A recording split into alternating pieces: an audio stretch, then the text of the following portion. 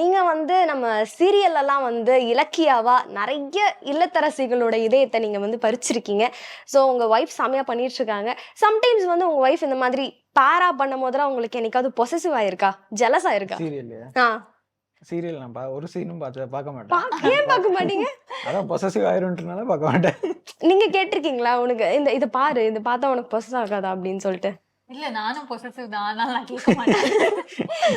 இவங்களாவது பாக்குறதுக்கு டிவின்னு ஒரு விஷயம் இருக்கு, ஏதாவது போடுவாங்க வீட்டுல அப்படின்னு சொல்லி இது பண்ணுவேன். நான்லாம் அப்படி இல்லை, இப்படி இப்படி பார்த்தாலே பொசசிவ் ஆயிடுவேன். அதனால நானும் அப்படிதான்.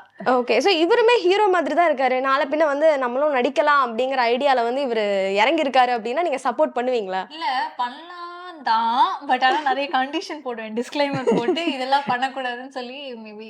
பட் என்னன்னா நிறைய பேர் நடிக்க ஆல்ரெடி கேட்டுட்டாங்க என்ன வந்து இன்னைக்கு அது லொகேஷன்ல டிராப் பண்ண வந்தா, பிக் பண்ண வந்தா, எல்லாரும் வந்து இவரை வந்து ஹீரோவா கேக்குறாங்க. நான் தான் வேணான்னு பிடிச்சி அடுத்த நாள்லதே நீ லொகேஷனுக்கே வரக்கூடாது அப்படின்னு தானே சொல்லியிருப்பீங்க. இல்ல வராரு, இப்பவும் அவர் தான் வருவாரு. லேட்டானா இவர் தான் வந்து நானே வேணான்னு சொல்லிட்டேன். ஹீரோயின் வேற இருந்தா பண்ணலாம், இல்லாட்டி வேணாம்.